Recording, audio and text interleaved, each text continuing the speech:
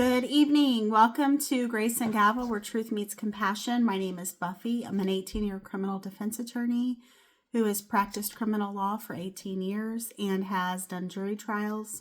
So I am going to be offering legal analysis where it's available to present it, as well as also you can expect compassion and respect for the victims. It's not going to be sensationalized, their crime or anything like that. But we are going to talk about the case clearly, cleanly, and give as much information as possible to help you maybe reach your own conclusions as well. There are stories that don't unravel all at once. They surface slowly in fragments and silences and details that don't quite fit at first. The story of Robert Durst is one of those. Not because the truth was unknowable, but because it was never allowed to sit in place long enough to be seen. Long before investigators ever connected names or patterns, there was a moment that quietly haunted everything that came later. When Robert Durst was a child, his mother died after falling from the roof of their New York apartment building. It was ruled a suicide. He later said he witnessed it. That's not analysis, that's not speculation, that's a fact. And while it doesn't explain what he would become, it does cast a long shadow over how death, sudden, unresolved, and rarely discussed, would appear again and again in his life. This is the story of the three cadavers in Robert Durst's wake: Kathleen McCormack Durst, Susan Berman, and Morris Black. Those are his three victims that we will be discussing. Years later, Robert Durst married Kathleen McCormack. Kathleen was described consistently as confident, intelligent, and driven. She was in medical school and she was building a future. And yes, people said she loved Bob. But even then, those closest to them noticed something didn't quite fit. Kathleen seemed hopeful. Bob seemed controlling. It wasn't fear at first, it was imbalance. Over time, the relationship deteriorated. There were reports of arguments, of bruises, of tension behind closed doors. And then, in 1982, Kathleen disappeared. Robert Durst said she left, that she ran away. But Kathleen wasn't described as someone trying to escape her life. She was described as someone building one. After Kathleen vanished, something else happened, something small but important. A phone call was made to her medical school. The caller said Kathleen was ill, that she wouldn't be coming in. People who knew Kathleen didn't believe she would have made that call herself, and investigators later questioned whether the call came from Kathleen at all. The only thing they knew is that it was a woman claiming to be Kathleen. There was suspicion, never proven, that it may have been made on her behalf.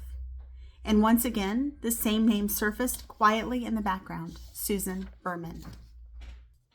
Susan Berman was a friend of her husband's, Robert Durst. But she wasn't just a friend. She was fiercely loyal to Robert Durst. She grew up around silence. Her father had ties to organized crime. Loyalty wasn't theoretical. It was survival. Susan didn't need an airbrushed version of Bob. Kathleen fell in love with the version of Bob that he wanted her to see, that denied who he really was. Susan knew exactly who Bob was, and she stayed. In some ways, Susan may have recognized her father in Bob, and in some ways, Bob may have seen in Susan something he lost very early: a protector, a buffer, someone who he needed and who wouldn't leave. She helped keep the story intact, and for years that loyalty held, until it didn't. As investigators began revisiting Kathleen's disappearance, Susan's silence stopped being protective. It became dangerous. On December 24th, 2000, Christmas Eve, Susan Berman was found dead in her Beverly Hills home. She had been shot in the back of the head, execution style. There was no sign of struggle. This wasn't rage, this was control.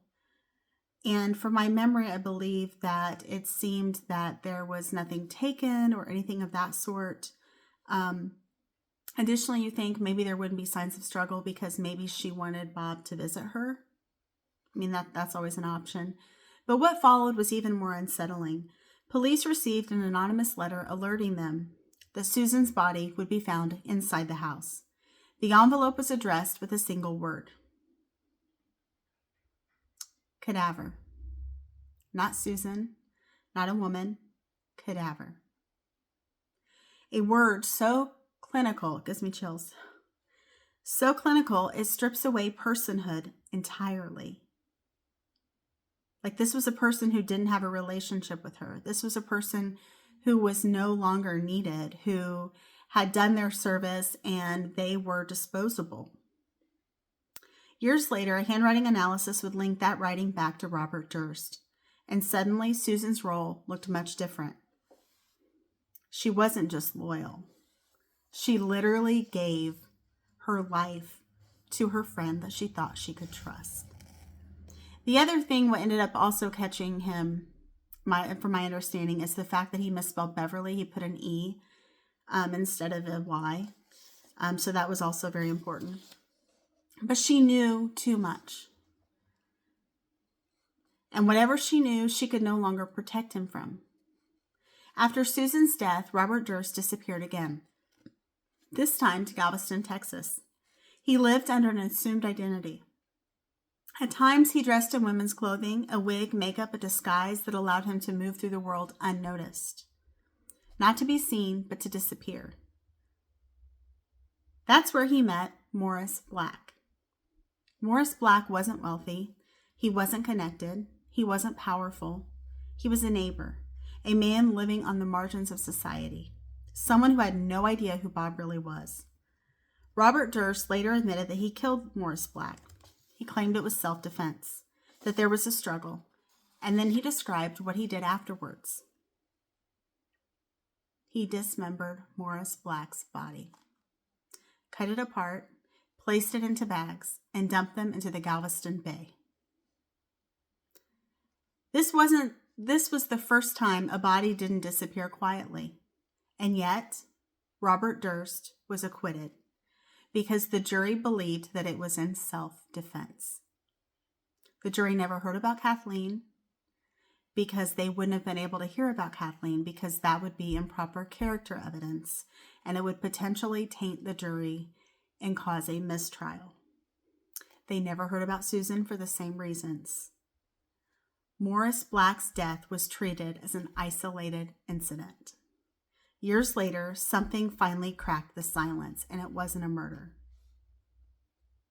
It was shoplifting.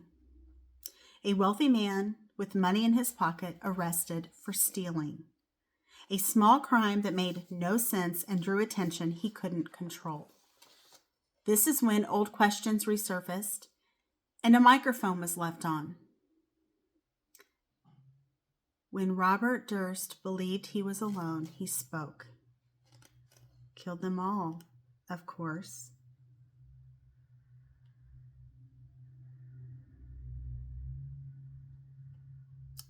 If that doesn't give you chills, I don't know what does, because just repeating that line just, I don't know, just gives me chills. Not good chills. By the time he was arrested again in Beverly Hills, the story could no longer be separated. Kathleen, Susan, Morris. Kathleen McCormack, Susan Berman, Morris Black. Those are the three individuals that Robert Durst obliterated and admitted to obliterating. For some reason, I think his own self-confidence allowed him to do the jinx. He probably should have stayed as far away from the jinx as possible if he had been smart, but clearly that wasn't something that he wanted to do. It's almost like he thought that he could outmatch Janeckis, who I think that the director was, the producer. For the first time, the system was forced to see the pattern instead of the pieces. This case doesn't end with certainty. It ends with proximity, with fragments close enough to be seen together, even if some edges never fully align. Because some stories don't resolve, they reveal. If this story unsettled you, it should. Because the most dangerous cases aren't the ones with missing answers. They're the ones where the answers were never allowed to sit together. Subscribe to Grace and Gavel for narrative-driven true crime that respects complexity, honors victims, and refuses easy conclusions. Thank you for tuning in, and I hope you have a great rest of your day, and come back and see us again. And like I said, if you like what you see here, feel free to give us a follow, like, subscribe, let some of your other true crime junkie friends know, and we'd love to have you. Thank you for tuning in, and hope you have a great rest of your night. Bye-bye.